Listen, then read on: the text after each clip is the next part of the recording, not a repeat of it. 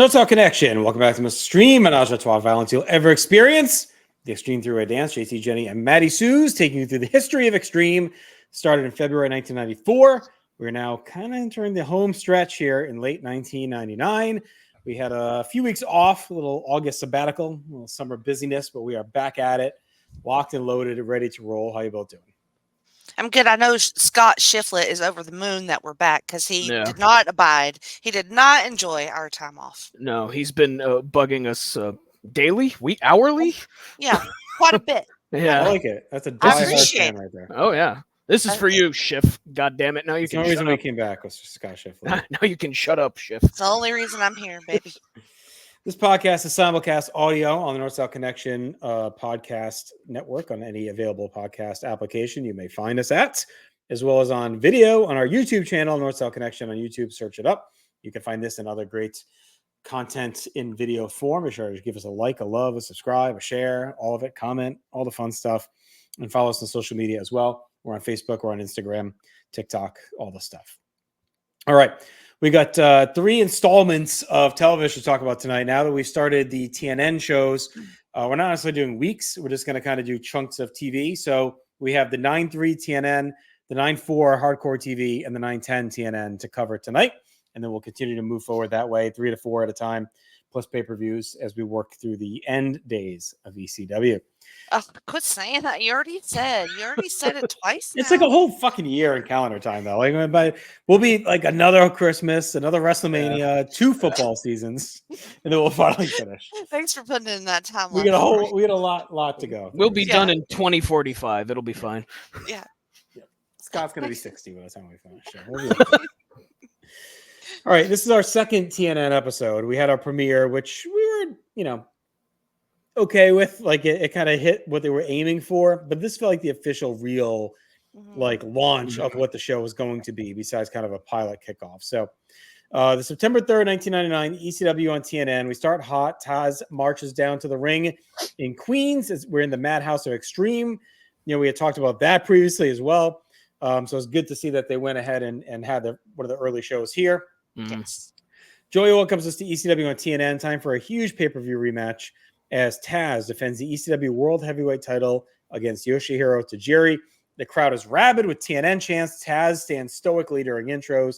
Tajiri's with Steve Corino and Jack Victory. His usual hype and energy here. Taz mows down Tajiri with a hard clothesline, hammers away. Tajiri comes back with a handspring elbow, spits on Taz, stomps, and kicks away. Joey says there's no big lights or fireworks set up, just a world title match and a down and dirty Fight Club atmosphere.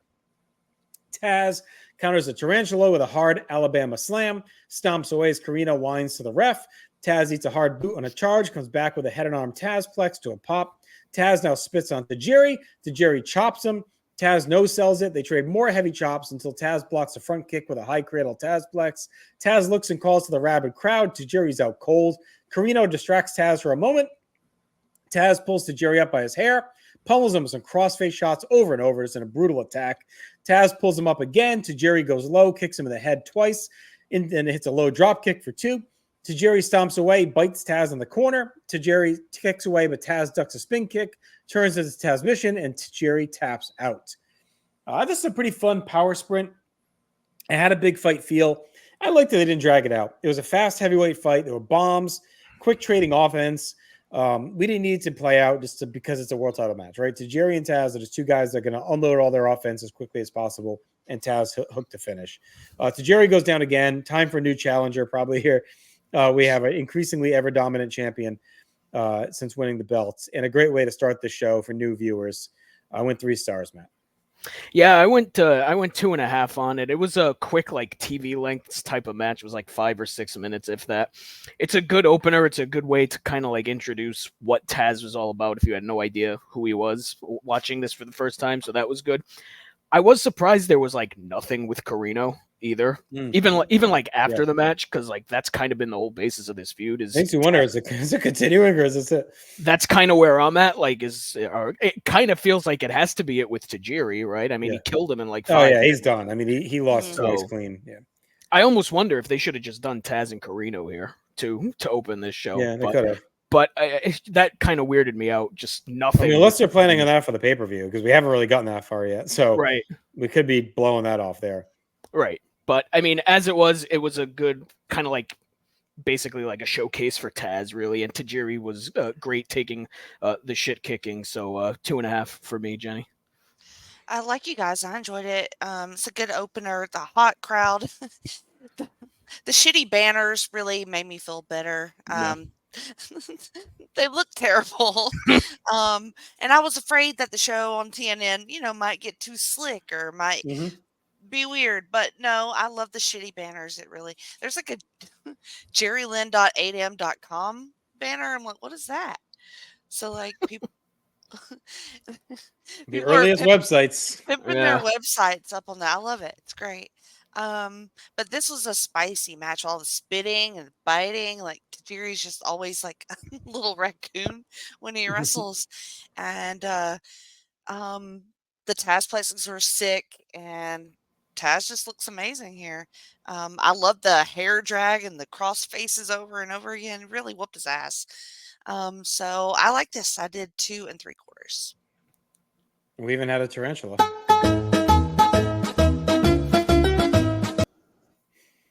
All right. Get our opening animation. Joey welcomes us to TNN. He's in the ring. Welcomes us to Queens. The crowd is hot. Before we can continue, though, he's cut off by Joel Gertner.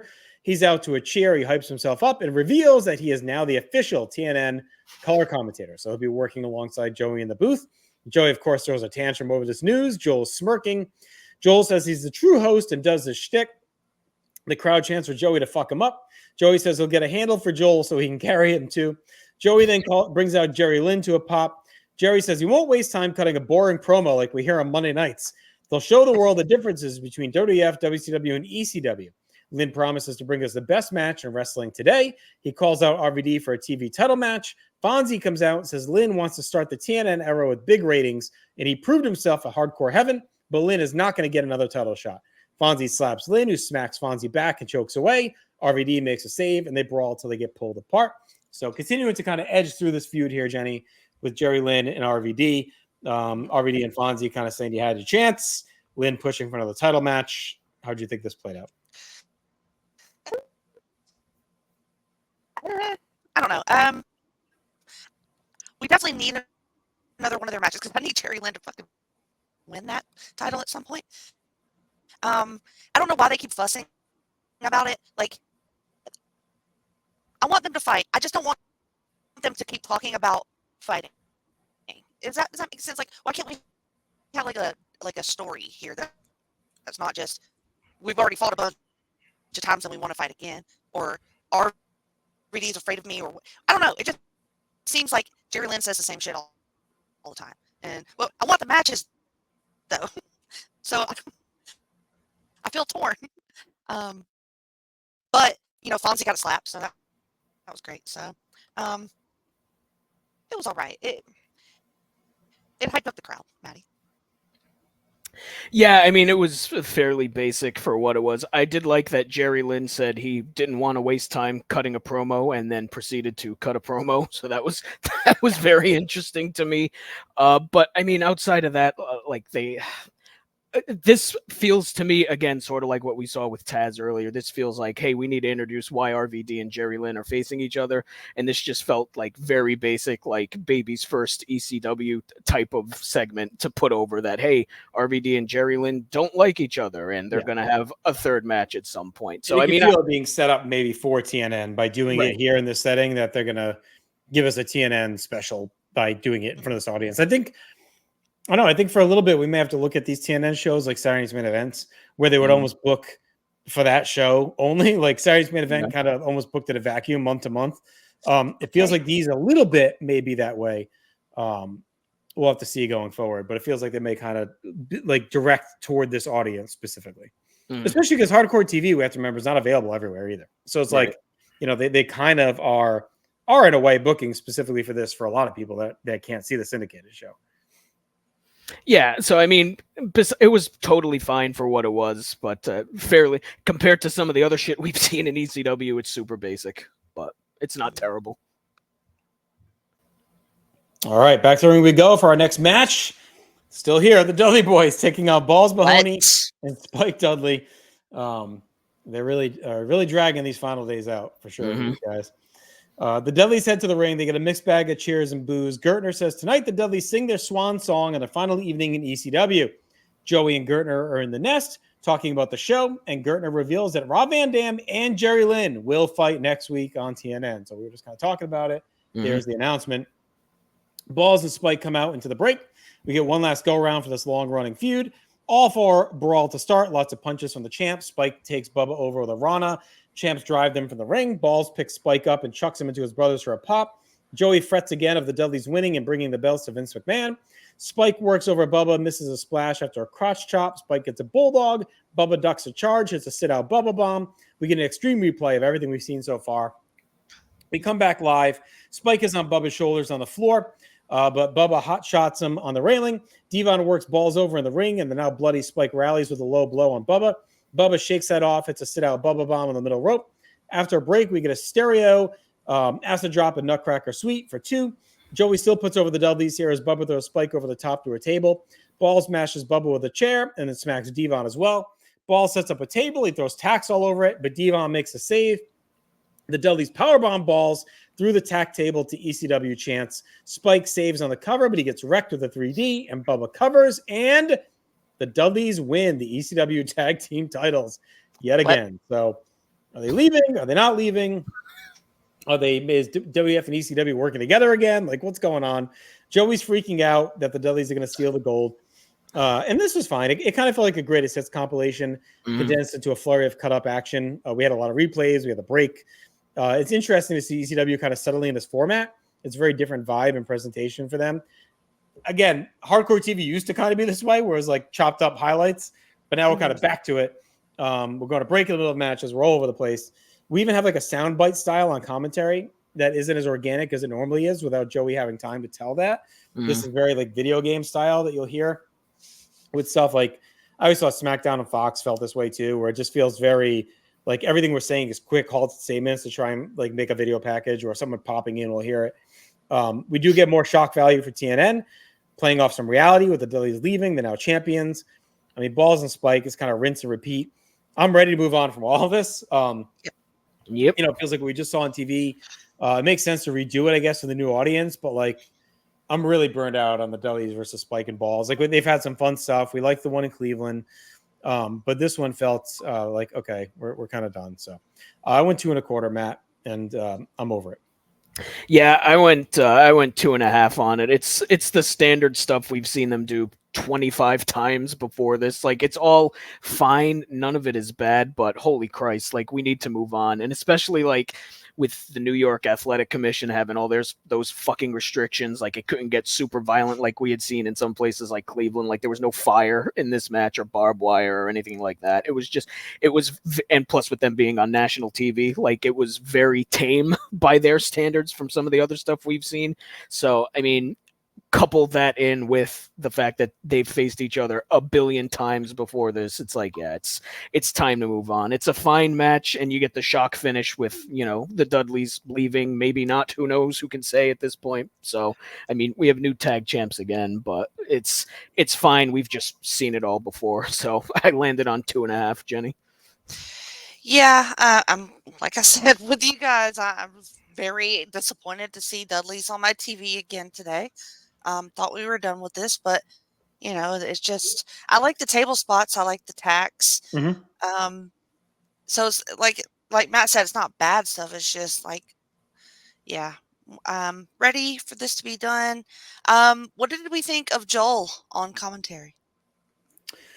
I think he's good. I mean, again, it's just tough because you're not going to get like a real, I mean, it's just gonna be the soundbite stuff, right? So it's gonna be Joel doing his shtick and Joey yelling soundbites that can get into these packages for TNN. So it's like, it's fine. I'd like to hear him on like a pay-per-view where they can really kind of let loose, like Cyrus has been doing, or even hardcore TV. But I think he's fine. I mean, I think it, you know, they're obviously already kind of trying to needle a bit of with TNN, like show that we're different, that we are going to still be a little bit edgier. So I think putting him in there allows him to be kind of edgy.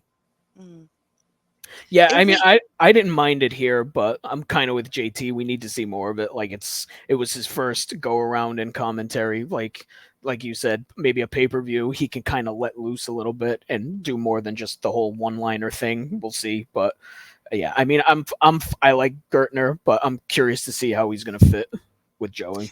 Yeah, I'm also very curious about it, and I felt like my Joel doses need to be low.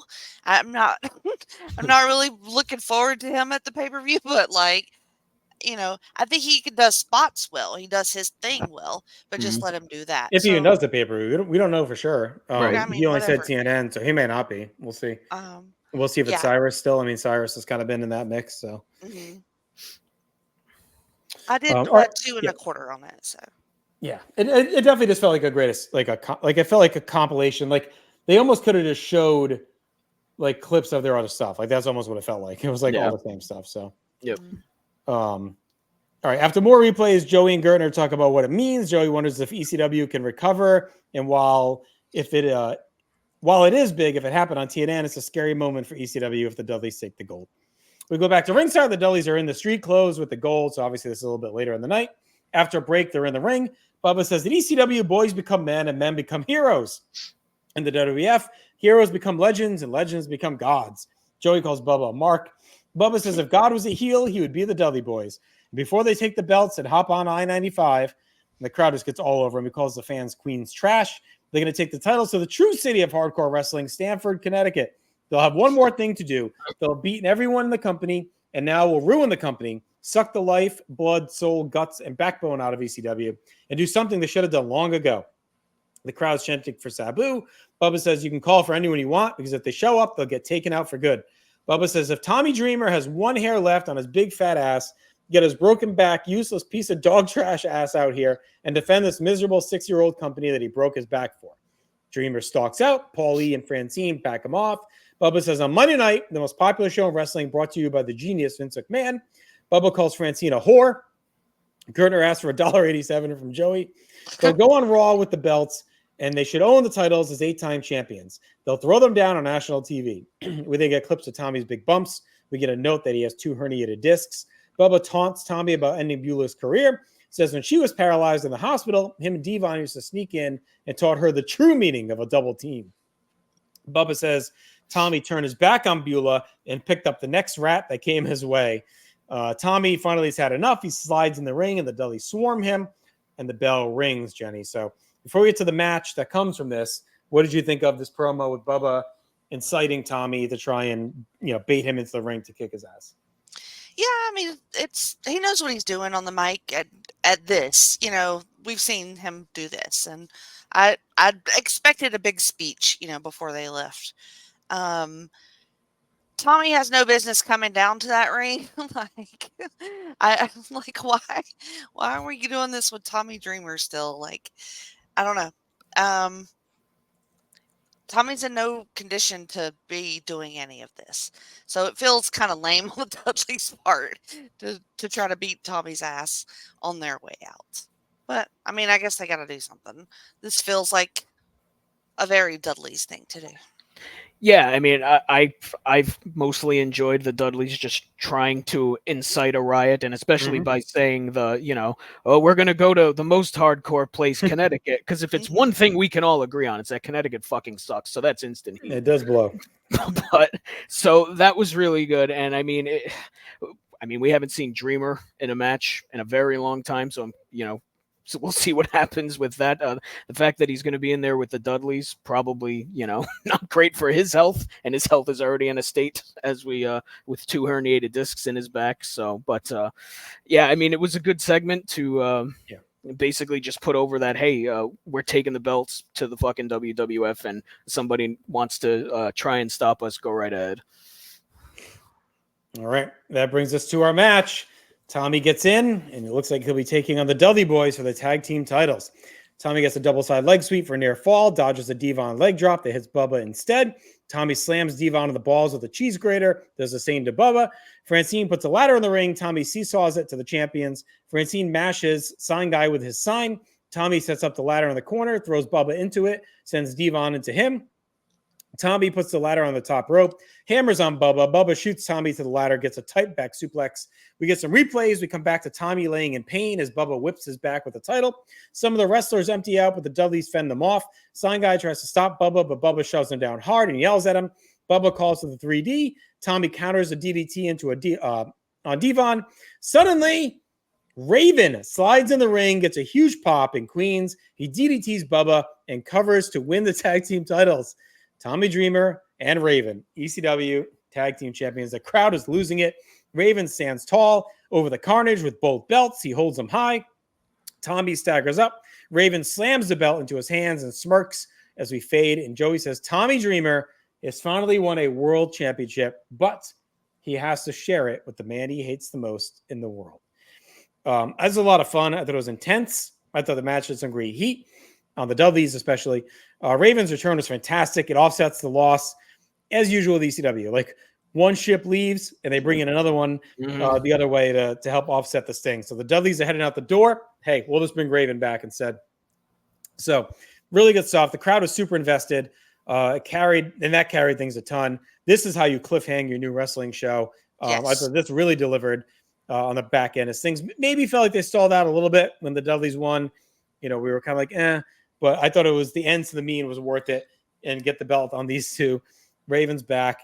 I went 3 stars. And of course, this is pretty infamous. Raven basically asked to be fucking released from WCW. He was, tired of the way he's being used there. Wasn't happy. They granted him the release. I believe, though, it did come with a non-compete for the WWF for a year. So I think that's why he comes back here for a while. He wasn't able to go to the WWF as per the release details with the contract. So he's back. We'll see how long he's here and what he does, but we'll have him in our lives for a little bit anyway. So 3 stars to me, Jenny. I thought this really paid off and was a great close to the show. It made this a classic episode out of the gate of ECW on TNN.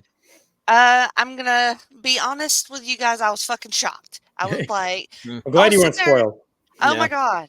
Not even remotely on my radar that this was going to happen. And because I was kind of just like worrying about Tommy through the match because he looked so bad. And I'm just like, God, and thinking about like Tommy Dreamer, because they showed us a bunch of video packages and like reminded us about the Dudleys and Tommy and all this stuff. And then I was just thinking of how bad a shape he's in when fucking Raven comes in there. And I was like, what? Completely blew me away. The roof went off the place as it should. Yep. What a fucking upgrade. I will give you the Dudleys for Raven any day. So this was amazing. I loved it and I was so happy. I'm so fucking happy. It's like my big brother came home or something. I don't know. It's great. I did 2 3/4 on it, Matt. Yeah, I went 2.5 on the match, but the match is fucking secondary. It's all about Raven coming back. I mean, that moment is incredible. The pop was insane. Like, probably the loudest pop that building has ever heard. It was fucking ridiculous. And, yeah, I mean, it's a huge boost to a roster that we've talked about needs it desperately Yes. at this point. So I'm glad we're getting Raven back. And the fact that he was in WCW for 2 years and lasted that long in WCW kind of speaks to how fucking great. And had a great run. I mean, right. And it was a great run, like for most of it anyway. I think that's the surprising part because I think he's the guy you figure, all right, even at the time, I think this was the vibe. It was like, he's going to go there. They're not going to understand the character. He's going to get wasted, just like everyone else, right? That would go to one of the big 2 from ECW, and then he'll be back. But they ended up kind of getting the character, and I know he probably drove a lot of that, but I would say he's one of the few that probably had like a lot of success at jump ship during this time period for sure. It's fucking that character of all things was the one that worked in WCW. It's fucking. I mean, he wasn't brainwashing kids or anything, but still, it's just it's fucking wild. He was brainwashing Van Hammer instead, right? Van Hammer and fucking Scotty Riggs and Sick Boy and shit. Good, but yeah, I mean, it's an incredible moment, and just the story of him coming back too. There's that story where supposedly Bischoff called an all hands on deck meeting and said, "Oh, if anybody wants out of their contract, stand up, and I'll let you out of it, no questions asked." And Raven was the only one who stood up. I don't know if that's true or not, but that's always been like the rumor or the story. So, and apparently that was like the week that this happened, like a couple days beforehand. Besides, so this was. I wonder if he was already talking to Paul. You know what I mean? Like, right? If he kind of knew he had this going on. It's almost there's a lot of good Raven stories. It's right up there with the year later when he goes back to WWF and the rumor is that they were in a meeting and Vince goes, who the fuck hired Raven? Hired Raven. Yeah. So imagine like your first day on the job and like your boss out there, who the fuck hired this fucking guy? Yeah. But yeah, I mean, the match is secondary. It's awesome. And of course, it's Dreamer finally gets some happiness in his life. And here's Raven to fuck it up for him. It's great. Yeah. Which is fantastic. A great tragic story. This guy finally gets what he's always wanted. Yeah. Like, defends ECW and wins the gold. Yeah. But now he's tied to his worst enemy. It's fucking perfect. So it's brilliant. I love it. I can't wait for this shit. It works within this is why Joey's good and the concept is good because they're telling a story. Because you may look at it on the surface and be like, oh, this is stupid. Like these guys hate each other. Now they're fucking tag champions. Like, it doesn't make, why would Raven team with them? But then when you hear, kind of Joey play it out is like, this is a Raven's form of torture, right? He's torturing this guy. Right. You can have success, but it's only because of your enemy, Yeah. It was everything. It really, because I've been struggling. Y'all know I've been struggling watching this sometimes and being nostalgic for the old days, and I don't want change and being a real cunt about it, honestly. But it warmed my heart. Like it made me so happy. And it's smart too in real life because currently Dreamer being held together by tape and gum. So throw him in a fucking tag team where Raven can do everything and Dreamer doesn't have to do shit. So it makes a lot of sense from every angle. Going, maybe others going. Like it's all hands on deck, right? So they kind of need Tommy back in action somehow. Right. All right. Awards for this episode. Best match. I did go with Tajiri Taz. I thought in-ring was the best. Yes. Yeah. Yep. And worst, I had the balls and Spike total loss. Yep. Yeah. Best moment, I'm with Dreamer and Raven, obviously winning the tag belts, Raven's return. Oh my God, yes. Yep. Most 90s, I went with Raven and Dreamer. It's like the feud of the 90s in ECW. Yeah. Quite so. 100%. Rising, I went Taz, Tajiri, Gertner, Dreamer, Raven, and I gave the Dudleys the Rising and the Falling, like I usually kind of do with these, because I thought they were actually pretty good in the episode. So within the construct of this setup, like I thought they were fun, but we always kind of, as guys leave, give them the Falling. So Joel probably on that list as well. Yeah, Joel was good. And then Falling, besides the Dudleys, I just had Balls and Spike, who I thought kind of felt forgettable in this. Like they lose the tag belts, the match is kind of whatever, and then by the end of the night, you're not even thinking about them getting their belts back. Like you're on to Raven and Dreamer. So they complete afterthought. They had their little run. It's fine. Yeah, it's time for something else for them. And I think it held Balls. Like I do think he was elevated during all that. Like he kind of had that match with RVD. Him and Spike versus the Dudleys felt like a main event at times. So I think it helped if they want to try and use him more. I think they could now, and it'd be believable. So final grade, I went 8.5 out of 10. I mean, I think it's a great 40 minutes of TV. Like I don't know how. Like the only thing we're missing is a classic match, but like the Raven return is like an all-time moment. Taz to Jerry is a lot of fun. They do a nice job kind of hooking you for next week. We have a big moment with the title change. You have a good tease with the Dudleys maybe leaving. So this was a really strong 40 minutes of TV. I'm going to do the 8. Yeah, I went 8 on it. This is, in retrospect, probably what the pilot should have been. Yep. Absolutely. That was one of my notes. It feels like they saved it for like that summer episode is kind of just an intro, and this is really like the pilot. Like that's what it felt like to me. Like that was the introduction to ECW for this audience, and this was like all systems go. Yeah. Went to the fall season or whatever, and coming off. I don't know when Labor Day was that year, but it feels like we're coming off of it. So it's like it felt like a good time maybe to go for it. Actually, Labor Day is after it, September 6th that year. But. And then the Queens location is just that adds perfect. A lot. Well, I felt like maybe they punted Cleveland too a little bit. They were just kind of like, all right, we'll just kind of, wait until we really are in, in the big area. So, all right, to September 4th, 1999, Hardcore TV we go. We open with Paulie hyping Raven, punking Eric Bischoff, walking out of WCW, returning to win the ECW tag team titles less than 12 hours later. So there you go, Matt. Paulie kind of corroborates your story. We get our opening animation. Joey Styles is in the ring at the ECW arena. Welcomes in the fired up crowd. Welcomes in Taz. We find out he'll be defending the world title in 2 weeks at Anarchy Rules 1999. Taz stomps out to a pop. Joey starts to say the FMW promotion in Japan at a press conference to confirm the challenger they want to send to ECW to battle Taz. Taz cuts him off, and he just reveals it. Their choice is Masato Tanaka, making his return to ECW. That gets a big pop. Taz says Tanaka is one big bad motherfucker, takes a ton of chair shots to his hard head. He will need it because Taz will dump him on it. We get highlights of Tanaka as Taz rants and issues his threats to choke him out, retain his title. Taz says he isn't 50-year-old champion wearing gold, red, or yellow or black, shriveled up wrestling for an ego. We get a Hogan sucks chant as Taz says it's not 1989, it's 2000. He's the world champion. He doesn't need some 6-foot, 2-inch chick with fake tits and ass claiming to be world champion. If Triple H wants some, he can hop to the bingo hall and try him. He remembers his roots, one in Red Hook, Brooklyn, one in South Philly. Taz says he's warming up and get it hot. He's been here 6 years. He had the offers. He turned them all down.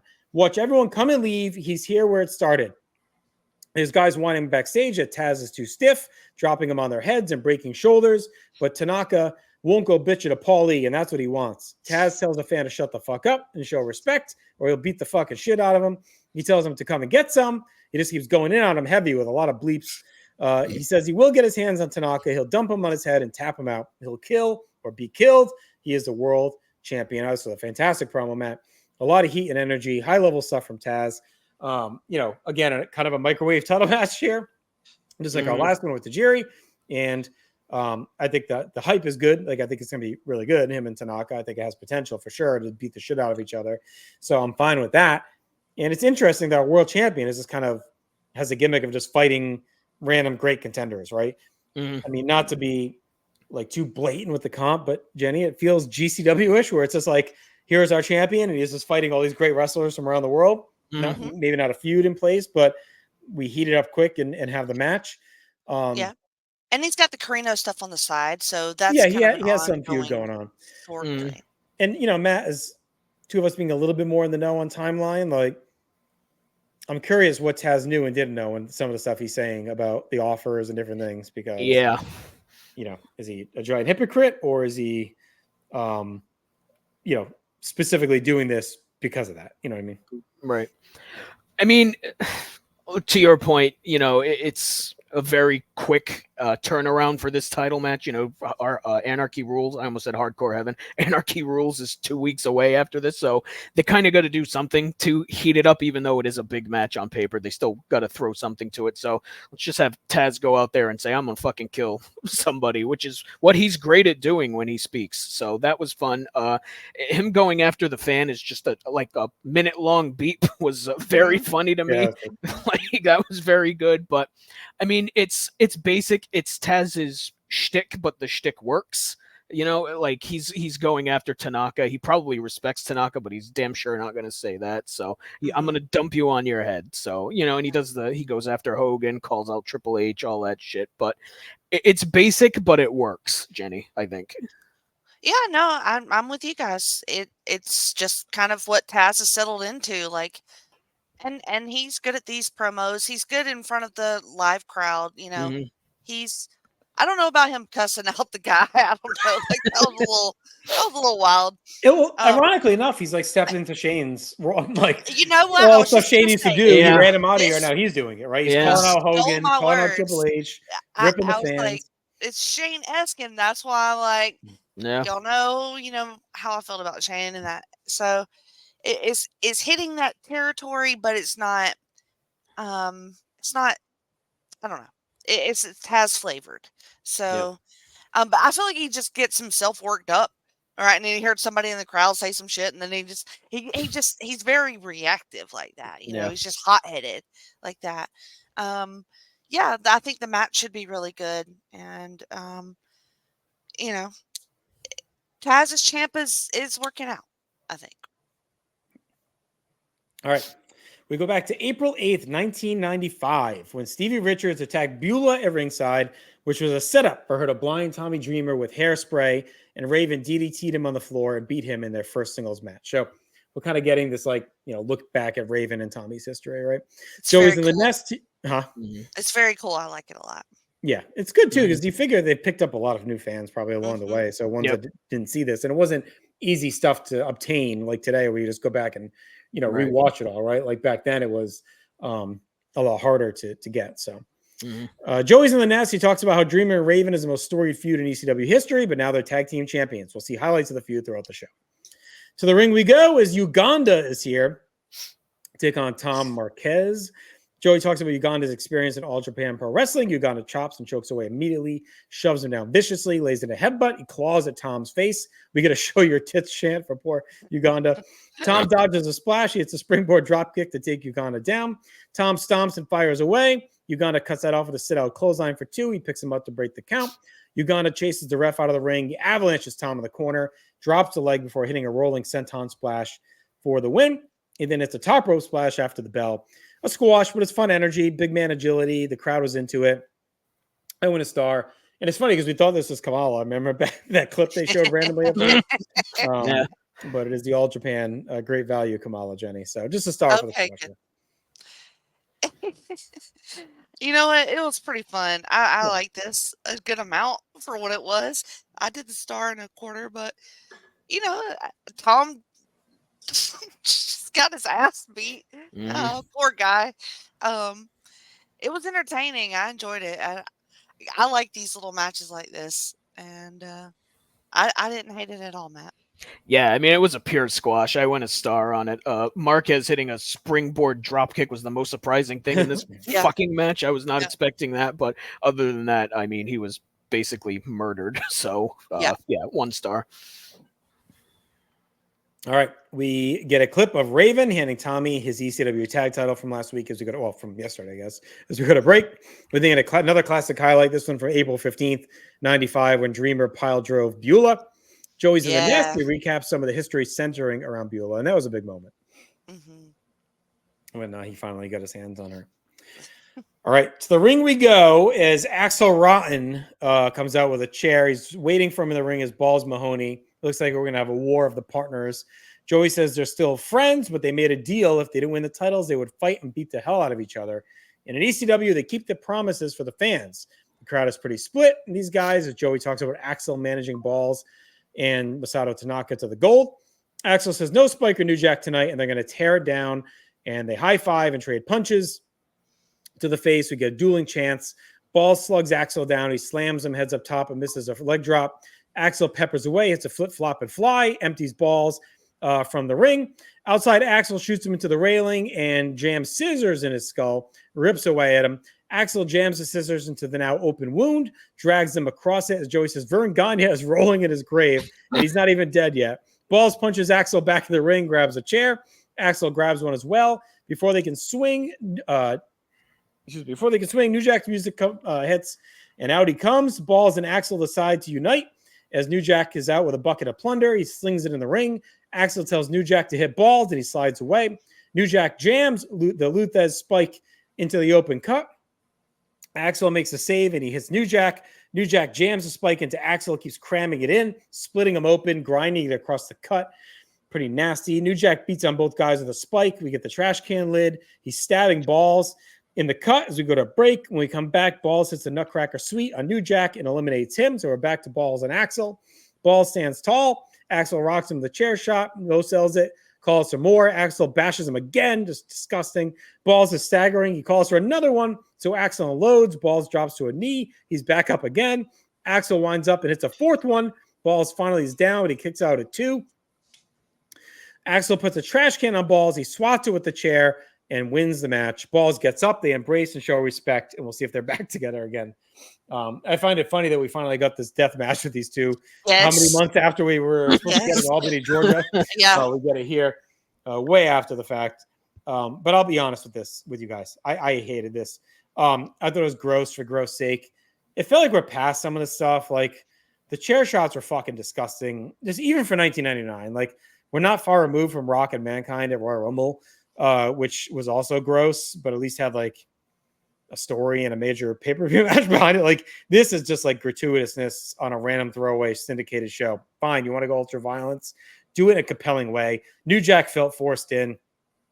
I'm kind of done with these guys in any kind of realm. Like I'm okay with Balls getting pushed elsewhere, but these two guys murdering each other for the sake of it to me is like, I don't know. I'm just not interested in it.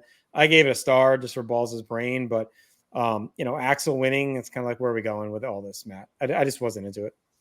Yeah, I mean, I get where you're coming from. I mean, I went 1.5 on it, and it wasn't for me. It was different reasons. It was more like the New Jack stuff, the fact that Axel winning, and normally I wouldn't mind, but just the fact that Axel's beating Balls when Balls has been around doing stuff, and Axel really hasn't been doing much of anything for quite a while. Same for New Jack. Like, why was New Jack in this? I thought that was super weird. Like, New Jack and Axel have kind of been just floating around aimlessly, seemingly like most of this year, most of 99. And it seems like it almost feels like they don't know what to do with both Axel and New Jack at this point, which is a weird thing because especially in the case of New Jack, he's like one of the most over guys in the company. So it's really fucking weird that you can't find something to do with him besides just having him, show up in these random matches. And then it's a 3-way dance, and then they immediately cut to commercial. And when they come back from commercial, New Jack's eliminated. So what the fuck was the point of it? So it was very like the blood and all that stuff. Like, obviously I like it, but I just think it was a bad mess of a match as opposed to a good one, if that makes sense. It was kind of all over the place for me. And I feel like the chair shot stuff, to me, it almost felt like they were trying to put Balls over as like a tough son of a bitch. Right. But if that was the case, then Balls should have won the match too, So yeah, I mean, yes, 100%. Like, why is he taking? And then stands up and hugs him anyway. It's like, all right. Yeah. Like I know Joey's like, well, we have to, pay off our big storyline, but I think everyone would have been fine if we never get this. Yeah, this was a weird one for me. So 1.5, Jenny. Yeah, I hear y'all. I definitely feel differently. I just always have about this team. This is what they do. What else are you going to have New Jack doing? Although I did not like him in this match. I didn't want him in this match. This was supposed to be just for them. Mm-hmm. That was the whole point of doing it. Mm-hmm. And I didn't like New Jack being in the match, but I'm not sure what else you're going to have New Jack doing. Like this, that's what he does. Yeah. And same I mean, thing he's with just kind of there. Yeah. Yeah, he's there to fuck people up with he's a there spike because his and to legacy, jump and off of shit. yeah, he's their guy, and they could keep him for the live crowd. But Yeah. what are you gonna really do with him? Yeah. I think it's fine to throw them in matches, just not in this particular one, because I think it should have been against each other. But they made it clear they're friends. You knew they were going to hug at the end. So it doesn't really fucking matter who wins, but I wish it had been Balls who won. I'm with Matt. I like the blood. I like the violence and all that shit. So I had no problem there. I went the 2 stars. I remember looking at y'all's grades going, wow, they really hated that match. I kind of tempered mine a little bit. So I would probably really go like a 2.5 on it. Yeah, it just felt like, I don't know. I have a hard time still with some of that stuff. Like it's just so brutal. It's like the chair shots, especially like, some of the modern stuff with the glass and whatever. It's like, yeah, I'm gonna get cut up and it's fucked up, but it's still like unlikely you're getting like massive brain trauma from some of the stuff they do nowadays. Like, it's crazy. You're probably gonna hurt your body, but like just knowing what we know for concussions and brain damage and everything else, like seeing Balls just take like 5 shots to the fucking head in front of like 200 fans on syndicated TV. It feels like so, I don't know, just tough to watch back. That's all. Mm-hmm. And at least maybe if it happened right after they lost the belt, that last chance when they were supposed to do this, mm-hmm. and maybe if like Axel like really ran him down and they had some heat to it, but this was like, okay, hey, we're back 4 months later to have this match and we're going to hug after. I don't know. It just felt like, what are we doing? Yeah. All right, Joey's in the nest. We talk more about Raven and Dreamer. We got back to June 17th, 95, when Stevie Richards destroyed Luna Vachon with a chair shot and Beulah pinned her. Raven then dropped Luna with a DDT and kicked her with a loaded boot. Tommy tried to save, and he got destroyed as well, and Raven broke his fingers. We then go to House Party 1996. Many TV stations kicked ECW off the air that year, and it started at that show. We go back where Beulah revealed she was pregnant with Tommy's baby. Stevie tried to put the moves on her. Raven berated her. Of course, he assaulted Stevie. He thought he was the father. Tommy Dreamer came in a cleaned house and united with Beulah to a pop. So a couple of iconic moments there. And then we go all the way to June 7th, 97, where Tommy finally pinned Raven on his final night before he left for WCW. So that kind of was, the bridge to their feud. There's that gap in there where Raven, transitioned over Sandman and all that. But I think they caught pretty much all the big stuff. I love seeing the "I'm pregnant" scene again. It all hit. It's so great. It's so good. Just Raven immediately attacking Steve. It's perfect. It's so just good. assumed it's him. Like, who else would it be? He goes, "You're what?" It's just so good. All right, Joey recaps Raven's return, and then we go back to the ring to Jerry's in the ring with Steve Corino, who's got the mic. He says, Tajiri's the most pathetic excuse for a man and maybe the most overrated wrestler of all time. Tajiri can't understand what he's saying and celebrates like Corino's hyping him up when he hears his name. Corino says, in the better city of Queens, he promised the people in the world that he would defeat Taz and bring him the ECW title, and he failed. Tajiri's still smiling and clapping, the understanding what Corino's saying. Corino demands he looks at him. Tajiri's confused. Corino says, I hate Chinese food. He put too much MSG, and I'm hungry 15 minutes later. And that if he puts too much starch in his shirt, took over all the convenience stores, he can't get a fresh sandwich. Corino says he hates Tajiri, and he slaps him. Jack Victor and Rhino come in to help, but Super Crazy pops in too to defend Tajiri, but Tajiri kicks him in the head. Corino demands Tajiri kick Crazy some more. Corino says the greatest wrestlers come from Japan and the worst come from Mexico. Corino and his crew start to leave in the aisle, but Super Crazy dives off the top and barrels into all of them. And this is another pretty funny ruse by Corino. He ceded this to Taz. Now he baits in Super Crazy, pretends that he's, ranting on Tajiri, but they're really still in cahoots. And it looks like we're going to lead this into a Super Crazy Tajiri match in a moment, Jenny. But what do you think of this ongoing pairing and kind of Corino's antics? It works. It fits in. Nobody really believes him, I don't think, but he tried, I guess. I guess Super Crazy believes him. I could have believed it that he'd be like psychotic enough to think he could just rip Tajiri, the Rhino comes in and spears him or whatever. Like I don't know. I didn't think it was. They had me going a little bit because I also felt like Tajiri's over enough where he could maybe turn face, and whatever, but. I just don't believe anything Corino says, at all. Yeah, so just everything he says, I don't buy it. But yeah, it was well done. Yeah, it was perfectly fine. Again, it's kind of been the story of this episode. A lot of the besides the Raven thing, a lot of the storyline stuff feels very basic right now, which is kind of different than some of the long arcing weaving thread shit that we've seen in ECW. So that's kind of been interesting that they're taking things back to basics, which is fine. All the stuff for the most part is working, and I thought this was good, but it's just interesting to see kind of the evolution of how they've been doing these stories where it's you have fucking Raven brainwashing Sandman's kid, and then you have something like this that would have been seen on an episode of Saturday Night in 96. It's interesting. Wow, that's a good point. It's interesting to see that, but it was totally fine. I think Corino does it with such conviction and gravitas that it works. I think it would have been worse with somebody else. Yeah.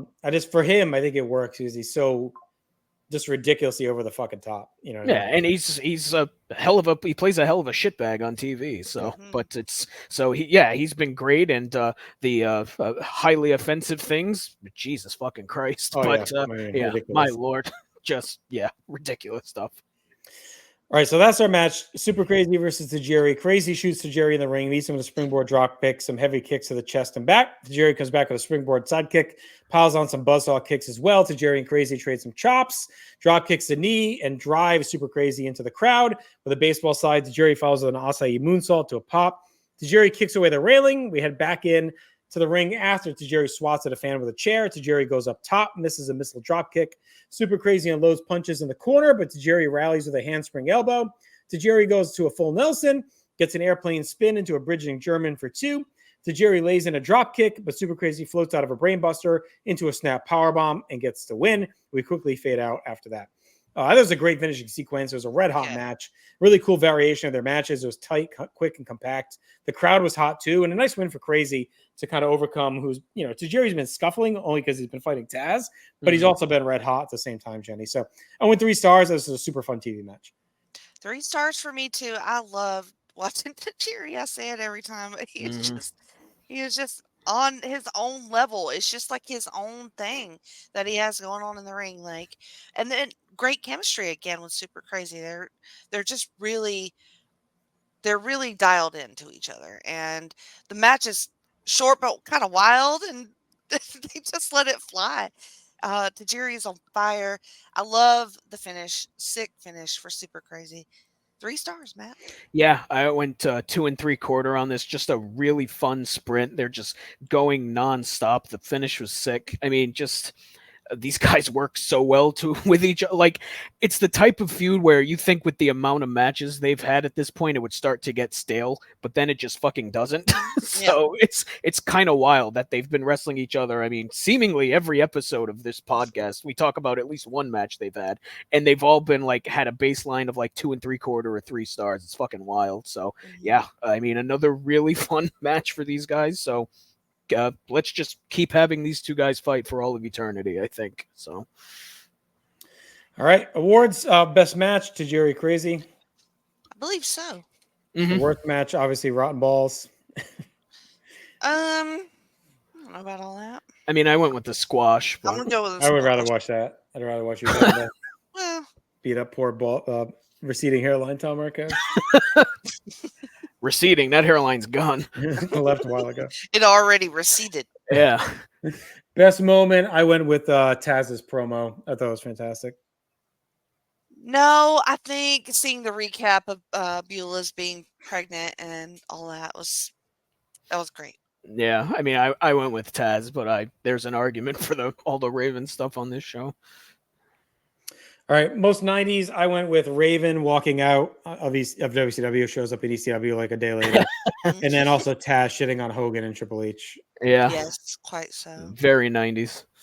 All right, Stock Rising, I went with Taz, Uganda, Carino, Crazy, Tajiri. That's everyone pretty much. Yep. Falling, I went Marquez and his hairline, and Balls' brain as well. Balls' brain cells. Yeah. Poor Balls. Final grade, I went 6 out of 10. That was a fine episode. I just, again, that Balls match really dragged it down for me. I just was not into it at all. I thought the rest was fine. I'm going 7 out of 10. I went 6.5. Yeah. All right, final installment here tonight. It is the September 10th, 1999 episode of ECW on TNN. We open with highlights from last week where Raven made that surprise return. They sent the Dudleys packing to WWF, officially hopefully done with them. We get our opening animation. Joey Styles and Joel Gertner in the nest set up the night ahead. Joel takes a shot at WWE and WCW right away. And we're also in Queens for a second straight week. To the ring we go as Rhino takes on Super Crazy, kind of playing off what happened on the last episode we just talked about. Rhino hits the ring to kick us off. Crazy's out. After a break, we get intros. We start with Rhino hammering away with heavy strikes. Crazy slides under a punch. Rhino catches Crazy on a moonsault. It's a sit-out power slam for 2. Rhino hammers away. The crowd's all over him. Crazy dodges a charge to the corner. Crazy nails him with a springboard drop kick, follows with a springboard leg lariat for 2. Gertner keeps trying to say random things in Spanish as Crazy gets a tilt-a-whirl head scissors. Rhino bails out. Crazy meets him with a baseball slide, drives Rhino over the railing. Crazy meets him with an acai moonsault to a pop. Back inside, Rhino sidesteps a charge for the pancake for 2. Rhino slugs away some more, gets a scoop power slam for 2. Rhino eats a boot and a charge. Crazy follows with a tornado DDT and a quebrada for a near fall. Crazy slams Rhino down, eats knees and a moonsault. Rhino follows with a pump handle slam. Gertner mixes up Rookie Monster with Cookie Monster, which is pretty funny. Carino counters a powerbomb with a Rana into a roll-up for the win. Carino gets in the ring and barks orders at Rhino, who shouts Carino back to the corner and backs him down. Rhino offers Super Crazy his hand, but of course, it's another ruse. Rhino kicks the shit out of him. Another Carino plan unfolds. This time you think everyone would realize what's going on when all Carino's buddies Jesus, turning on him. I would hope so. Fun little match for TV. I thought, showcased the good young talent filling out the roster. Still had a wild atmosphere thanks to Queens. Rhino keeps showing some flashes. His power offense is fun, but he obviously needs more polish. Crazy's on point as always and gets a nice win. So I'm 2.5 stars, Jenny. This is perfectly fine. It was 2.5 for me as well. Really fun though. Like, I like Rhino. I don't care. It'll be fine. It'll be fine if I like Rhino, right? Of Yes. course. Yes. Sure. You can All enjoy right. Rhino from now till the end. Yeah, Okay, good. you can. Yeah. All right. He's not a Nazi or anything. Just gotta, No. Not to kinda my has to- knowledge. Not to Okay. my knowledge. All No. right. That's great. So I put this in the category of, I guess, anybody that super crazy wrestles. Like, he's just really good, you know? Mhm. And I like seeing him wrestle. And the crowd was really hot for this.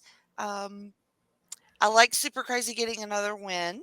2.5 stars, Maddie. The only problem with Rhino is that Ace Ventura crawled out of his asshole at one Oh, time. it is hot in those rhinos. Yeah, it is. I went 2.5 on this too. I like a good David versus Goliath match. I love those type of matches, and this was super fun. Just seeing Rhino throw Crazy around and Crazy doing his flip stuff into the crowd onto this behemoth of a man. It's just super fun to watch, and the hot crowd really added to it. And can you believe it? Crazy got suckered in again. My God, this poor man he just doesn't understand the English way and how This guy's becoming ECW Sting very quickly. yeah, really. He just doesn't understand how much. Ass. Well, actually, he's got a nice ass too, so maybe it's right on brand. Yeah, he's got some cake going on there, but yeah. So 2.5 for me. Just a very fun David versus Goliath match. They've done a really good job around this time of like replenishing with some of this younger talent and making them feel kind of important and focusing on the athleticism, right? Again, like what Crazy, Tajiri, Rhino, like all these guys kind of bring a different, even the turn with Guido they've made. So they're really kind of rebuild this upper mid card into a work rate fiesta with these guys. So Fiesta. I see what you did there. Joey and Joel are in the nest. They hype up Anarchy Rules. Taz take on Masato Tanaka. We get an ECW flashback. We get the full match. Wow. Tanaka and Mike Awesome at Heatwave 98, but it has new commentary from Joey and Gertner to kind of make it feel a little bit fresher. But again, I'm okay with this because you're catering to a newer crowd. You're trying to sell a pay-per-view, so you're not going to have Tanaka on TV probably before the pay-per-view. Maybe we'll see. But this is a way to show off what he does, who he looks like. And it's also like this isn't the whole show. Like we just had a great match. We have a potential classic coming up. So like if you're going to eat up 15 minutes of the show with this, I'm okay with it because it's probably a shitload of people that never saw it. Right. Yeah. No, I was happy to see it again for sure. And it's a great match. Oh, it's a great really great. Yeah, it was really fun. Yeah. All right, here we go then. Back to the ring, reuniting this classic ECW feud as Rob Van Dam defends the TV title against Jerry Lynn. RVD and Fonzie hit the ring to a pop. We get full intros and hype. The crowd is buzzing. Joey says this series is the greatest in company history. We get a quick recap of their Hardcore Heaven 99 match. Start with a quick trading of punches and series of counters by both men into a reset. Joey and Joel are agree that on most nights, RVD's 18-month title reign would continue, but Lynn is the one and only man right now that could maybe end that run. RVD goes up to Showboat. Lynn drop kicks him off, hits him with a baseball slide, knocks him into the fans. Lynn goes up top, flies into RVD with a dive. After a break, Van Dam shoots Lynn over the railing into the crowd, sets up a Van Daminator. Lynn shoves him back down with a chair. RVD snaps Lynn across the railing, meets him in the crowd with a somersault plancha. Back inside, RVD puts the chair across Lynn and nails it with a leg drop. RVD goes up top. He nails a sidekick for 2. Joel talks about how RVD and Fonzie basically operate like a team in the ring. Joey says Fonzie is usually the deciding factor in the series, which is generally dead even. RVD kicks away, puts Lynn on the top rope, follows up and tries a superplex. Lynn counters with a sunset flip powerbomb onto the chair. Fonzie gets on the apron. That backfires. Lynn ducks a Van Daminator, but after a quick flurry, RVD is able to drop kick the chair into Lynn's face for a delayed 2 count. RVD puts the chair onto Lynn, hits a rolling senton for 2. Lynn blocks a monkey flip, drop kicks the chair into RVD's face for 2, catches RVD with a boot on a charge, nails a tornado DDT for a near fall. Lynn tries to cradle pile driver, but RVD fights out of it. We get a flurry of near falls, bridges, and cradles into a double clothesline. The Impact players are out. They attack both men. They lay them out with stereo cradle pile drivers, and that's incredible. Jason and Dawn Marie are there as well. Storm says these guys thought they could have Impact and close the show, but they're closing the show as the Impact players of ECW. The crowd is all over Credible as he does his catchphrase. So that pretty much ends us with the non-finish. Great stuff, as always, for the match. Slowed a little bit by the new tight formalized format and presentation. Didn't have that organic flow that most of the matches have, but it's still pretty high level. It's a perfect showcase match for the new audience. Smart to have it in Queens. The chemistry and pacing is second to none. All of that shined right to the fuck finish. RVD's epic reign rolls on, even though the Impact players ruined the match. Great heat on them. A lot of emotional investment. And Joey, does a pretty good job trying to explain it for the new audience too. Like, listen, we don't normally do this. We usually have winners and losers, but you got to show it, not say it, right? Like, so let's see it. You can't shit on WCW and WWF for always having run-ins and DQ finishes in their main events and then do this. Now, now, ECW generally does makeups, right? They generally do rewards. So there's a chance we see this run back. We'll see. But for now, you end this night with this. I do think it makes the Impact players feel like a big deal, though, Matt. I went 3 3/4. I thought this was just a slight step behind their best stuff. Still great, great work from these guys. Finish aside, it's still amazing chemistry with these two dudes. Yeah, I mean, I went 3.5 on the match. Good to see RVD back. Feel like it's been a hot minute since he's wrestled on TV, so I don't know if he was dealing with an injury or something. So good to see him back, and let's put him in there with a guy he's had incredible matches with, and this one was like no exception. It was just a great TV match. Just the sequences that they do, the back and forth stuff, it's fucking insane. Just the stuff they're able to do, the flips and like the stuff with the chairs, the rolling thunders, like good fucking God, like humans should not be able to do what these two men are able to do. It's fucking wild. But holy Christ, shoot that finish into the fucking ocean. Like, what are we doing? Like, I half understand why they did it, right? They don't want RVD or Jerry Lynn to really lose at this point in time. And you want to put over the Impact players as being like the guys in this, one of the guys in like this TNN era. But Joey said it like, oh, we usually don't have non-finishes on ECW. Then don't fucking book a non-finish. Like you said it. You said it yourself that they never do this. And then it happened. It's just, it kind of goes against what most of ECW has been about to have like a non-finish like that. So that's super weird. I mean, the match itself was still great, but that non-finish hurt it for me. Cause it's every other ECW show, that match would have kept going. Like somebody would have come out and chased the Impact players away, or Paulie would have come out and restarted the match. And I understand it's a different era with TNN now, but like it's not a thing that would have happened before that. So it definitely took me out of it. It's still a great match before that. Like I said, I went 3.5, but man, that finish was not great, Jenny. Yeah, I completely agree with you, Matt. Like it was wonderful. I was like so into it. Jerry Lynn, I love him so much, and RVD is just on point always. That sick leg drop with the chair off the side was so cool. And then I like seeing them in Queens too, because there's a lot less room on the sides. They have to adjust on their moves and stuff, and I like watching them do that. And the Impact players ain't it for me. So when they showed up, I wrote they ruined the match. They fucking ruined the match, and I was thinking it was Jerry Lynn's night. So I mean, I get all the things about the booking and stuff, and I guess that makes sense. But it was just disappointing because, like, does this like step up the feud in any way? I don't know. Like to me, it's just. It's We're interesting. just dragging out RVD losing, basically. Yeah, it feels like they want Lynn to be the guy, but they're not ready to have RVD lose. They're afraid to do it. Just like we did with Taz. Right. Yeah. At some point, Lynn has to do it. But this, to me, feels like a way to say, keep them in the stratosphere together.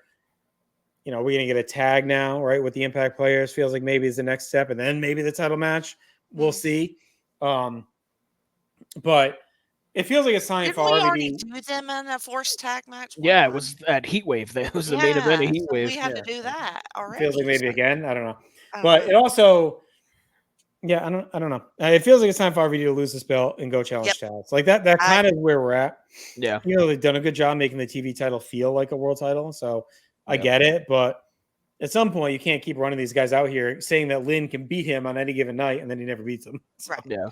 And there was a good point made on commentary about Fonzie, Yeah. as closely matched as they have been. Fonzie has been Right. a key player in this feud. Mhm. So we need to neutralize Fonzie in some way. So Right. Feels maybe either we put him in a cage Jerry above the Lynn. ring, Yeah, do or something. Lynn brings in like a legend manager for the night to, Right. Captain Lou or some shit, right? To fucking neutralize him. Not Captain Lou, but just Yeah, I somebody know. else. Yeah, it's something along, what I'm saying, like I don't know, whoever the hell's around. Like I'm gonna bring in this legend to Right. come in and neutralize him for the night or whatever, or he borrows Francine from Tommy, something like that. To have someone in his corner to say, okay, finally Fonzie is taken out and now Lynn beats him clean. Right. But to Matt's point earlier, you've been saying how basic all this stuff feels, how basic, and that's fine. Like you said, it's fine, but let's build on the basic stuff and get into some more complicated stuff like that. Right. Like we used to have back in the day. Yep. So maybe that's the point of breaking it all down into the bare bones so you can kind of rebuild in this new era on Yeah. TNT. So I'm willing to see where it goes. I'm impatient. It feels like it's a reset. I think a lot of stuff's getting reset with TNN. Like I feel like they're trying to kind of 100%. relay down some foundation here for things. So, all right, we get a quick Impact Players highlight reel. Joey takes a shit on Sid on his imaginary WCW win streak, and we just love this guy a month ago. What are we doing? We then get a clip of Paul Lee in the ring from earlier tonight when he says that ECW on TNN is better than Monday night shows, and we're going to prove it. So next week we will have a rematch between Jerry Lynn and RVD with a guaranteed winner. So again, okay, the make good is there, the apology is there. Like it's a 2-part story, and they do make sure we leave this show not with that bad taste in our mouth, right? We leave this show knowing we're gonna get a make good next week. right? Maybe Queens won't, but whatever. Queens gets everything, so like they can live. But TNN audience will see a rematch. We're not like the other guys. We may have fuck finish, but we're gonna make sure you get what you wanted to see next week. We also find out Raven will speak next week as well. So we feel very match heavy. Like we're not doing any hardly any promos. We're not doing any segments. We're not doing any. We're just kind of like refining stuff down to like just matches now. I don't know. Yeah, I think they're just trying to figure out what they want to be. Like with this new show, they have like a national show. They have the syndicated show, which is still kind of the bread and butter a little bit.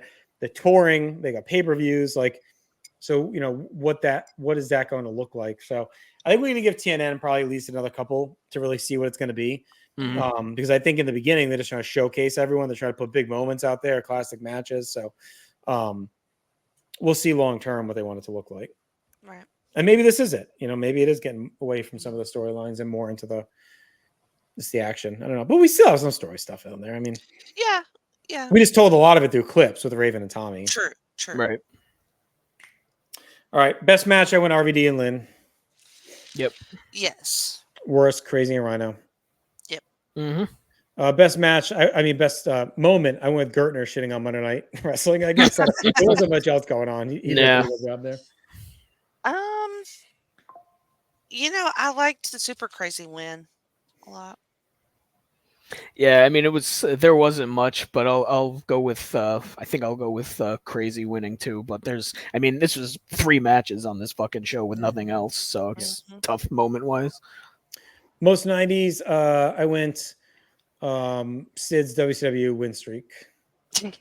Yeah. That's very 90s. Yeah. Stock Rising, Crazy, Carino, Van Dam, Lynn.